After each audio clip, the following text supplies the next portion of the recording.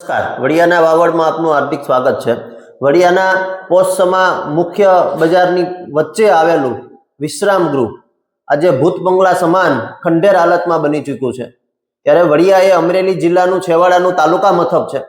અહીં સરકારી મુખ્ય કચેરીઓ જેવી કે મામલતદાર office, police station, court, PGVCL સહિતની કચેરીઓ અહીં આવેલી છે અને અધિકારીઓને રહેવા માટે, મીટિંગો માટે, પદાધિકારીઓને મીટિંગો માટે કોઈ ખાસ વ્યવસ્થા વડિયા તાલુકા પ્લેસ ઉપર કરવામાં ભૂતકાળમાં હતી।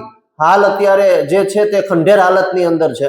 ત્યારે વડિયા વિસ્તારના મતોથી ચૂંટાયેલા પદાધિકારીઓની એ ફરજ બને છે કે પોતાના માટે, પોતાના અધિકારીઓ માટે વડિયામાં એક ચોક્કસ વ્યવસ્થા ઊભી કરવી જરૂરી છે। હાલ વડિયાનું વિશ્રામ ગૃહ કે જે વડિયાના પોસ્ટમાં મુખ્ય બજારમાં મુખ્ય ભાગની અંદર આવેલું છે, ખૂબ મોટી વિશાળ જગ્યાની અંદર આ ભૂત બંગલા સમાન ખંડેર હાલતમાં આ પડ્યું છે। ત્યારે આ અદ્યતન બિલ્ડિંગ બનાવવામાં આવે તેવી લોક માગણી બની રહી છે।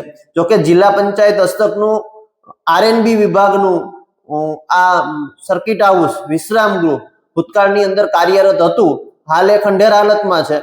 તો જિલ્લા પંચાયતના પદાધિકારીઓ અને અમરેલી જિલ્લાના જિલ્લા પંચાયત હસ્તકના જે કંઈ અધિકારીઓને લાગુ પડતું હોય તે લોકો, રાજકીય પદાધિકારીઓ, આ તમામ લોકોને નમ્ર વિનંતી કે વડિયાની મુખ્ય બજારમાં આવેલું વડિયાનું વિશ્રામ ગૃહ હાલ ભૂત બંગલા સમાન ખંડેર હાલતમાં બની ગયું છે અને એક જગ્યાએ ખંડેર હાલતના દ્રશ્યો જોવા મળી રહ્યા છે। તો વડિયાના અધિકારીઓ અને પદાધિકારીઓ માટે કોઈ ચોક્કસ રહેવા માટેની, મીટિંગો કરવા માટેની, મુલાકાતો કરવા માટેની ખાસ જગ્યા આકાર પામે તે માટેની લોક માગણી જોવા મળી રહી છે। વડિયાના મુખ્ય બજારની અંદર આવેલું આ વિશ્રામ ગૃહ આજે ખંડેર હાલતમાં ભૂત બંગલા સમાન બની ગયું છે। તો વડિયા એ તાલુકા મથક છે, તાલુકા મથકના અધિકારીઓ અને ચૂંટણી સમયે અહીંયા અધિકારીઓના ધાડા જોવા મળતા હોય છે।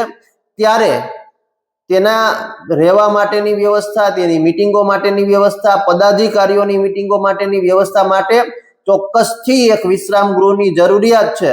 ત્યારે જિલ્લા પંચાયત હસ્તકના આરએનબી વિભાગના આ વિશ્રામ ગૃહમાં ખાસ પેકેજ આપી અને અદ્યતન બિલ્ડિંગ બનાવવામાં આવે એવી એક લોક માગણી વડિયામાંથી જોવા મળી રહી છે।